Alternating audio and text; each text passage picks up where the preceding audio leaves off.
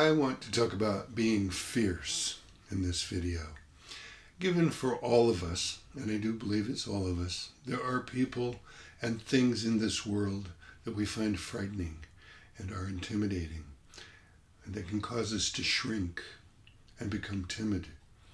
Because of that, I think we need to be able to rouse our courage, access a fierce part of ourselves so that we can take a stand for ourselves, for those we love, and for values that are important to us. And that's what I want to talk about in this video. But first, my name's Michael Dewan-Herrick. I'm the creator of the online store called Bazaar.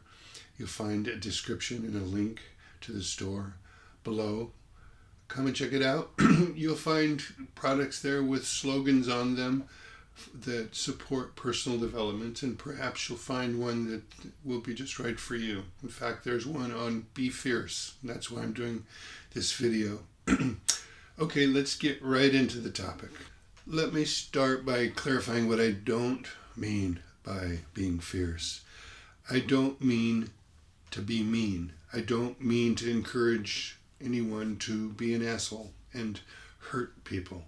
The definition in the dictionary for the word fierce includes things like cruel, savage, vicious, bloodthirsty, brutal, things like that. That may be in the dictionary definition. That's not what I mean. I do mean a kind of uncompromising, unapologetic intensity in standing up for oneself, for those one loves, or for one's values. I mean the courage to tell the truth when it most needs to be told. I mean claiming one's spot on the earth and the ground under one's feet and the space to move freely around oneself. I mean the fierceness to not back down in the face of ridicule, intimidation, or manipulation. I mean the power to stand in one's own truth and righteousness, no matter where one may be in the social hierarchy, no matter where you may think you fall in terms of social status or social capital, that you can fiercely stand for what's true and right and not be bending to those other forces. When we are fierce, we are not constrained by our fear. There are two main reasons we need to be fierce. One is external and the other is internal. I'll talk about external first. The world is full of people. Some of those people will try to use and manipulate us. If we are overly trusting and we don't believe that's possible, we'll make ourselves vulnerable. And if we continue to accommodate to somebody who's just using and manipulating us, eventually we will lose a lot of power, a lot of ground, and compromise ourselves in all sorts of ways. So we need to be able to stand up to people who are going to be doing that. If we allow people to disrespect, control, and take from us what they wish, eventually we'll descend into a place of powerlessness and resentment. For some people, if you give them an inch, as they say, they will take a mile. When we're able to be fierce, we can say, I will give this much, and I will give no more. Or we could say, in this case, I will give nothing. When we're fierce, we're able to take power and control over what we give. It's our decision. We're not allowing people to force us by manipulation or intimidation. We take a stand. To be fierce doesn't mean not being generous or kind, but it means that you decide, and other people, you don't let them decide for you what they're going to take from you or expect from you. When we're fierce in word, we're fierce in voice, and we're fierce in body, which means that we choose our words precisely. We mean what we say, and we say what we mean. With our voice, to be fierce doesn't mean shouting and screaming and yelling and all of that, but it means having ample volume, and it means articulating ourselves, having good diction, not wavering with our voice. And it also means that we are embodied. Rather than accommodate to the other person's bodily movements and how they're occupying space, which I think we do sometimes when we're feeling in a subservient position in relation to somebody else, we can mirror their movements or let them initiate movement through space. But when you're being fierce, you're not accommodating to the other person's posture and movements and gestures. You're in control of the space around you and in control of your body, and you're not trying to accommodate to the other person. We're likely, most effectively, standing solidly on the ground. We feel rooted through our feet. We're upright. It's a feeling of energy moving throughout our bodies, and that we're moving our bodies the way we want. A lot of emphasis is given to words, what we actually say, and we can work very hard at finding the right words to say what we need to say. And words are important. However, the person we're being fierce with, who may be trying to take advantage of us or disrespect us or take something that doesn't belong to them from us, will pick up both in our voice and in our body that we mean business and that we're not easily manipulated or manipulatable at all.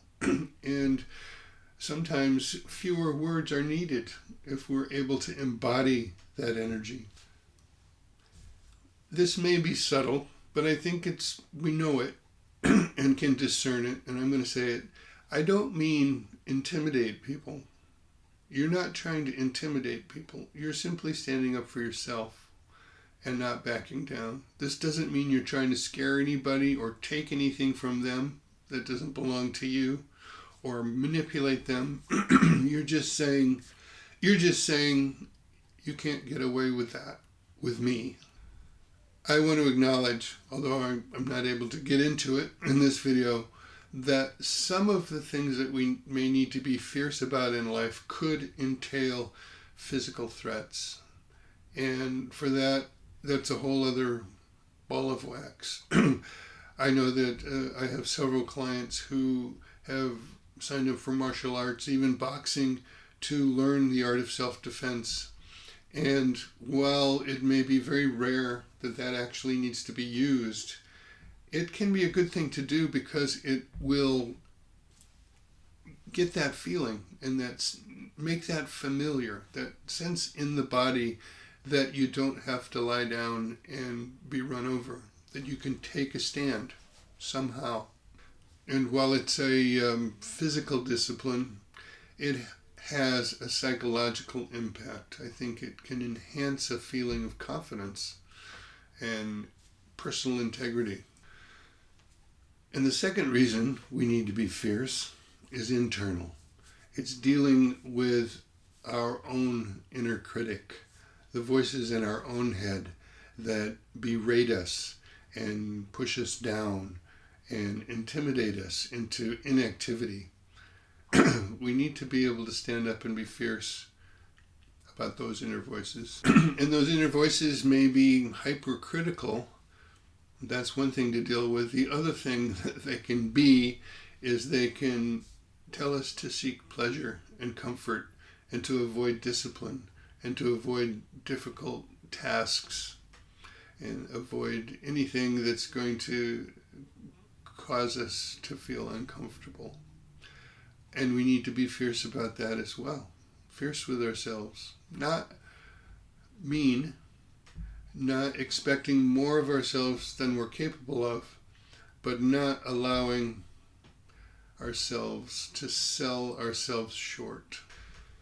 Just as being fierce with others doesn't mean being mean and vengeful.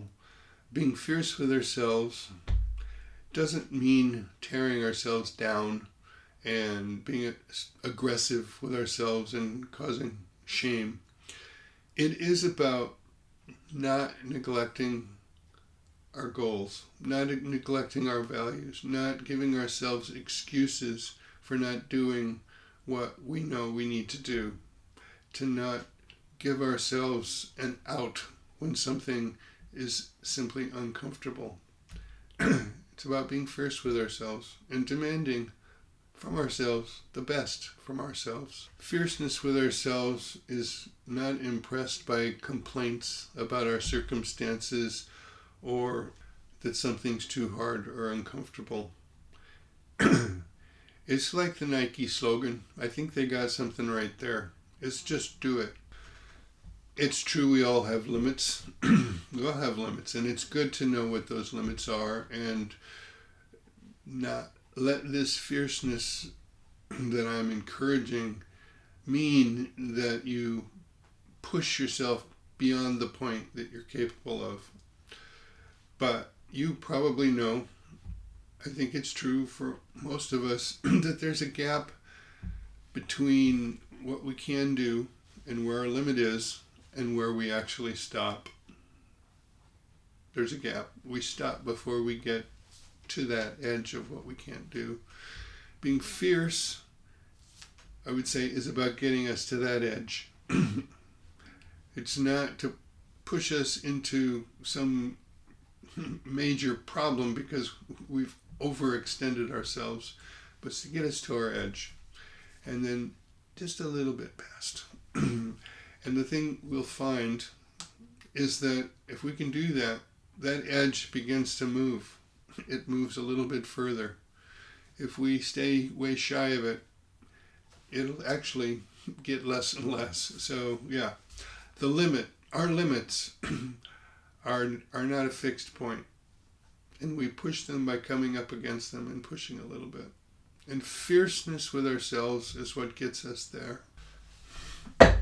And if I could just take a moment to address what for some of you may be a concern or an issue, maybe on your mind, that to walk a spiritual path and be a spiritual person may seem like it's incompatible with being fierce, and that being gentle and accepting of oneself and others is always the way to go.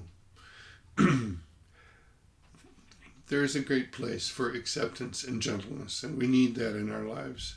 But if that's the end of it, if we don't also have fierceness, it becomes a spiritual disguise for what turns out to be complacency, what turns out to be a lack of will to do what's necessary.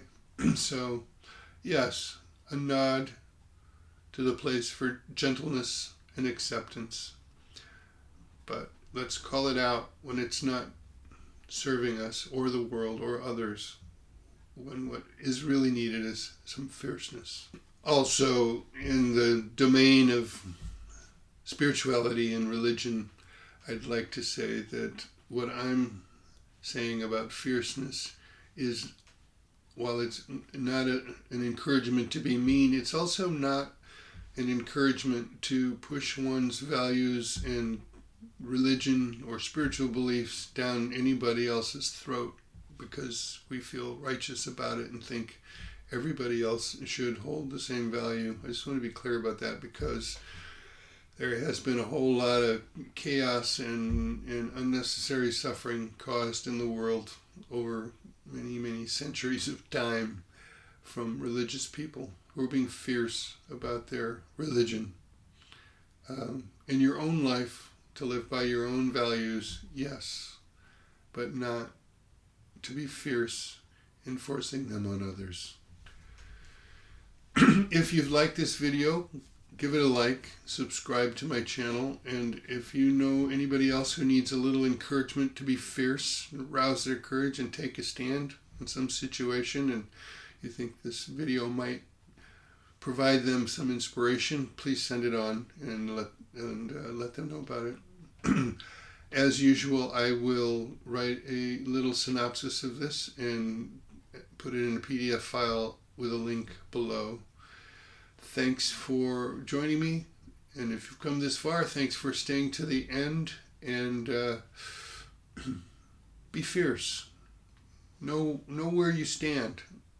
Don't let anybody intimidate or manipulate you. You can take a stand.